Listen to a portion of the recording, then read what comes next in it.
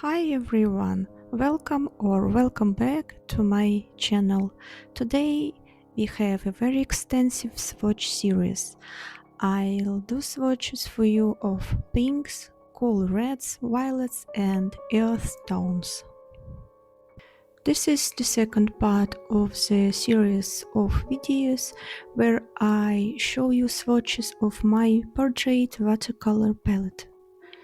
I'll leave a link below in the description of this video to the first part of the series about swatches, where I talk about yellows, oranges and warm and cool reds. I think there will be 4 parts in total to this swatch series. And let's get started. This is Purple Closer to Pink by Van Gogh, based on pigment violet 19, and judging by the recipes I've already made in this color, I use it very often and love it very much. It's a rich, non-granulating violet color that applies very evenly. It's translucent when applied in several layers, but it still retains its vibrancy, so there's no feeling that this color contains pigment white. This color has average light fastness, so it doesn't fade completely. It doesn't fade as much as magenta does or as opera pink does. Therefore, it cannot be said that your painting will lose much of its color over time, especially if you use this color in mixtures. Of course, you need to be careful using colors that have low light fastness, but it's still beautiful to use, and it's okay if the painting will be printed digitalized and printed in the future. The next color is Cadmium Deep Hue by Winsor&Newton. The prefix hue means that it's not an original color, but it's imitation. So this cadmium red deep hue is not as toxic as original cadmium. This is a beautiful semi-transparent, translucent red pink calm color, closer to cool red. It's non-granulating, and all in all it's a classic watercolor paint. It behaves reliably and thus is good for those who don't like granulation, have difficulty working with granulation in detailed painting. However, I don't use it very often as it's non-transparent, it's translucent. The color I show you right now is by Van Gogh from the set of watercolors by Van Gogh, and it's based on the pigment red 264. When it dries, it fades a bit, so it becomes even calmer red, closer to purple than the previous one. Its non-granulating color lays down evenly. If applied in several layers, it becomes translucent. Overall, it's a workhorse color, very predictable and convenient for drawing small details. The only reason I don't use it very often is because I don't find it that interesting. It's translucent and I have similar colors but more transparent in layers. The next I want to show you Red by Van Gogh based on pigment red 255. This is a transparent color, a clear red. It's bright and bold, closer to orange. It's warm. So if I want a bright and bold red, I turn to this color. It's a non-granulating color. It lightens a bit, fades a bit, when it dries, and it's very predictable and easy to use. I can say that I use exact this color very often, except with paint, but now when I look at it, when I try it, it seems to me that it's a convenient, beautiful and worthy color, for example, for underpainting in portrait painting. The next color is Rose Madder Hue by Winsor&Newton, based on pigment red 206. It's a transparent red, color on the spectrum. Its analog is alizarin crimson. It's non-granulating and pretty close by its tone to alizarin crimson, but I still prefer alizarin crimson out of these two. So I can say that this is an absolutely essential color in my palette, but well, let it be, I still bought it and to try it out, and I'm happy with it. Despite the fact that this is the Goldman series paint, that is the student grade series, which they say is not very recommended to buy paints from it if you are going to paint professionally, but despite all this, you can see how beautiful this color, this paint is. The color I'm showing you right now is Mauve. It's by Winsor&Newton, also Goldman series watercolor, and it's transparent and based on two pigments, on pigment red 122 and pigment violet 23. You can see how much purple is prevalent here. I don't use this paint often, as I prefer to mix the colors like this by myself. But still it's beautiful color, and if you would like to try pre-made colors, not mix but use already made colors, this is a convenient thing for you. This color is transparent, non-granulating color that loses some of its brightness when drying, but still it's pretty classic, beautiful watercolor. The color I'm showing you right now is this one very famous quinacridone opera by Holbein, and it's based on the pigment red 124. It's transparent and has a fair light fastness that is not too good if you want to use it in professional painting and sell your painting to your clients. The risk is that by time this color will disappear from your art. It's absolutely beautiful color, and it's great to use it in mixture to make your colors shine, to use it as a base, as an underpainting for your next layers, to make your colors rich and bright. But colors like this should certainly only be used if your painting is then going to be digitalized and printed. So for this reason I don't use this paint, unfortunately, but I still bought it to try. The next color I show you is quinacridone magenta, also by Holbein, and it's based on pigment red 122 as well. It's transparent, but by color light fastness it's excellent, so is absolutely reliable, good color for professional painting. This is a pink-purple non-granulating color, and in my opinion, the watercolors that Holbein produces are always reliable workhorses, beautiful colors that are convenient to work with, works beautiful in mixtures, and by which you will not be disappointed with their brightness, transparency, and saturation. In case of this color, it will not stand out from the general painting.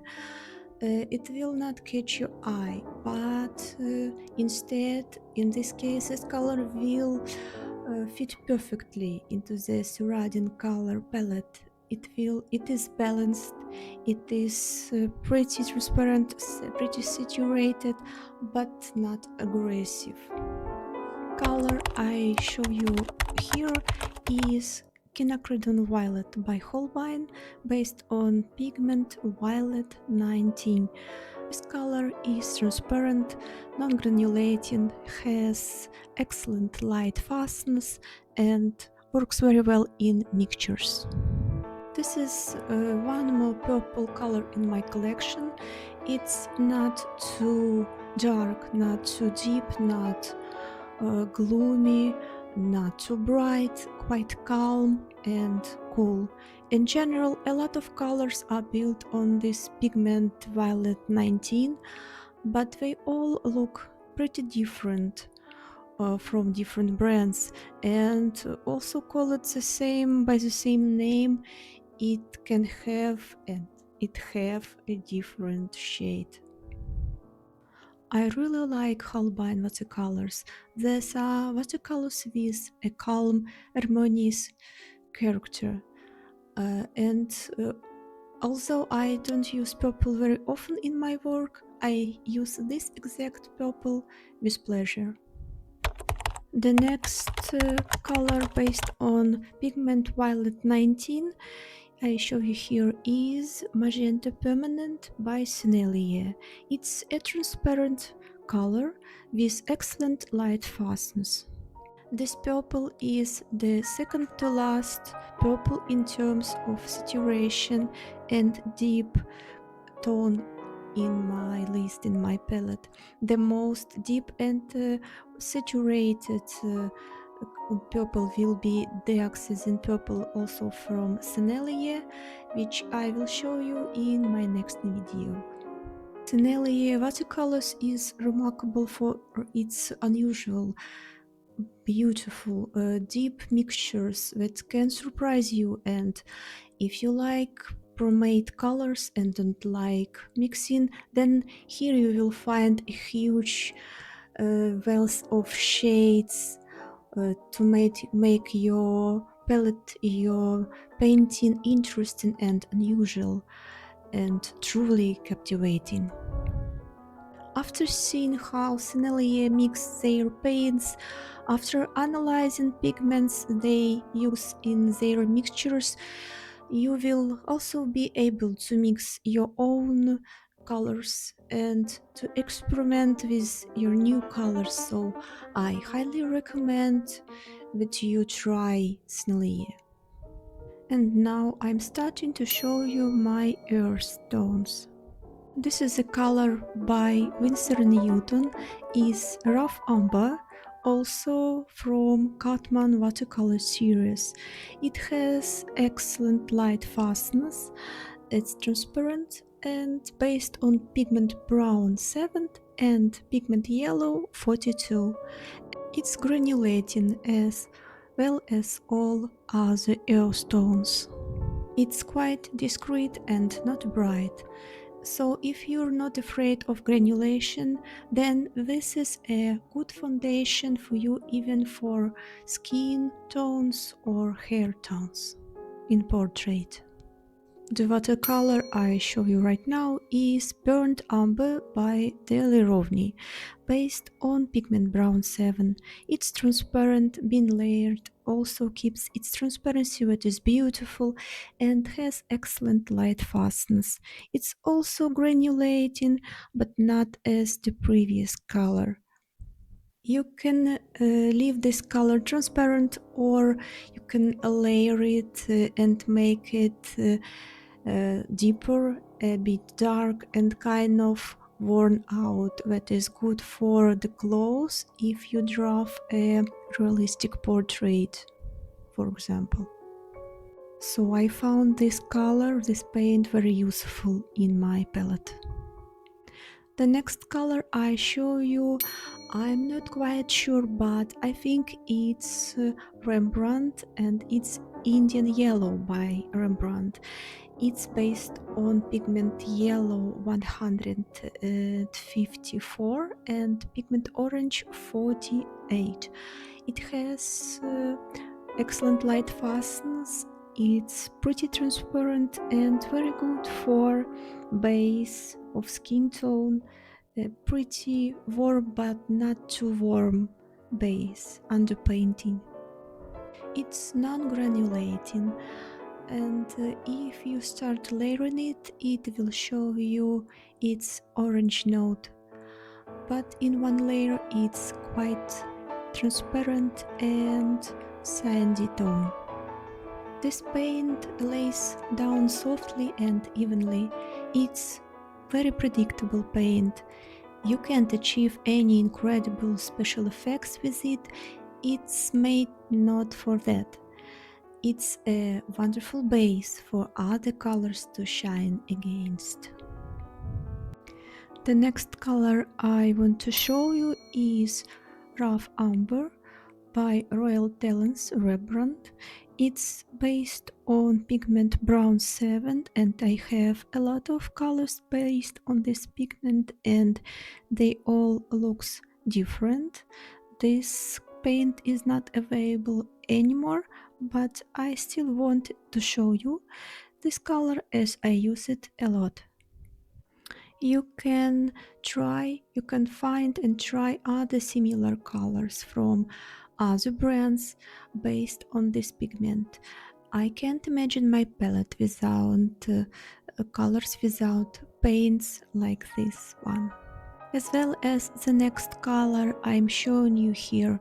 As you can see, they are pretty similar, but still their tone a bit different. It's sepia from Rembrandt Talents, based on pigment black 7 and red 101. It's transparent and have excellent light fastness. I love this color. This color is a classic earth color with a sandy undertone, and it's quite transparent no matter how thickly you try to apply it, how much layers you do with it. It fades a bit when painting dries. Again, this is not a flashy color that will attract attention in your painting. It's a base color, without which, however, we can do paintings, portrait paintings, clothes, hair, some neutral backgrounds. It works as a wonderful base for the richer and deeper earth colors, reddish colors, and works very well in mixtures with them.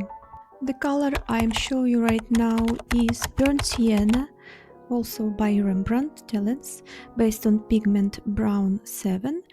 It's transparent with excellent light fastness, and I love to combine to mix it with two previous colors to reveal all the restrained, hidden richness of earth tones. My next paint, unfortunately, is no name. It doesn't have any identifying marks at all. But I suspect that it's based on the same pigment as the previous color, and I wanted to show it to you to show how different paints made with the same pigment can look like. All these colors fade somewhat when the paint dries, and next retain their transparency and discreet beauty for a long time, as they have excellent light fastness. The next color I want to show you is Indian Red. As you can see, I have several Indian Reds because I wanted to find an exact tone that I needed, so I bought several of these colors. I was very interested in this tone, in this color, from the point of view of drawing deep shadows on non-white, on darker skin, as well as for drawing of worn clothes for portraits. This is Indian Red by Rembrandt Dellens, based on two pigments, Red 101 and Red 264. It's semi-transparent and have excellent light fastness. This color fades somewhat as it dries, so its reddish undertone becomes more calm and noble. Again, a translucency, half transparency of this paint bothers me a bit, so I prefer maybe to mix this tone by myself using other transparent colors. However, if to apply it loosely in 1-2 layers with a lot of water, I enjoy using this paint. The paint I show you right now is Permanent Alizarin Crimson Deep by Sennelier. It's based on pigment red 206, and for transparency and color light fastness it has a mark NA. In the context of watercolor, NA means not applicable, and this means that a manufacturer doesn't evaluate its indicator for this exact paint. For the artist, I think it means that he can use this paint at his own risk and without relying too much on its light fastness. This is pretty controversial but also pretty common tactic of paint manufacturers. For example, Daniel Smith has a series of watercolors made with gemstones that called Primatech colors. In the description, Daniel Smith doesn't disclose the pigments from which the paints of this series were made. So yes, I can recommend you such colors, but only in case you're going to print your paintings. My next color is also Indian Red, but this time made by Daniel Smith. It's based on pigment Red 101. It's opaque and has excellent light fastness. A fairly reliable paint without much granulation. Actually, it has almost no granulation, without special effects and any surprises. And it's another attempt of mine to find the right tone of Indian Red. However, if you want to choose to buy Indian Red, you can definitely count on this one by Daniel Smith. Even so, this paint listed as opaque, it doesn't look heavy or dull in any case. It's still quite transparent. Being layered, it acquires a deep tone. However, it's not a flat tone. My next color is pretty close by tone to the previous one. Its name is Caput Mortuum Violet. It's by Winsor&Newton, based on pigment Red 101. It's opaque and has excellent light fastness. If you feel like Daniel Smith is a bit expensive for you, you can totally rely on this one by Winsor&Newton. You will not be disappointed. It behaves absolutely similarly to the previous paint. It's neutral, reserved, and noble. It has the same undertone as the previous paint. It's not too cold, not too warm, not too violet, and not too red, but has these hints in it. If I need a neutral base for my other colors and don't need loud ones, but indeed some softer and neutral shadows, I use these colors also by mixing them with my next one, which I'll show you right now. It's a Peruvian violet by Winsor&Newton based on pigment violet 29. It is transparent and has a mark NA given by manufacturer about its light fastness. So I'd not rely too much on the light fastness of this color. It looks very purple immediately after application. However, when drying it fades somewhat and loses its bright purple undertone. It becomes much closer to the previous two colors. It becomes much calmer and look very neutral, beautiful in painting of shadows. A bit later I will show you what all these colors look like when time has passed and they have already dried. Even though this color is listed as sheer and transparent, you can layer it multiple times to get a deep, much darker, more saturated color without it looking flat or dull. And now we return to Holbein. As you know, I love this brand. It's Crimson Lake from Holbein. It's based on three pigments: red 177, red 122, and violet 19. This color is transparent, has excellent light fastness, and it's non-granulating, so it's very predictable. As you can see, my palette so far doesn't have any granulating colors or colors with any special effects or surprises. They will be later in my next video when I'll show you colors based on black pigments. This color, Crimson Lake, I'm showing you right now, is quite saturated, bright, but also transparent and unobtrusive color.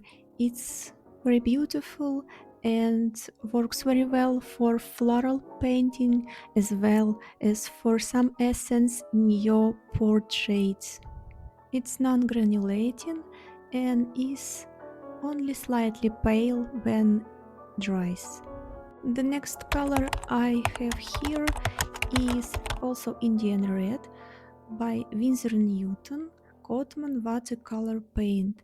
It is considered what is a student grade line.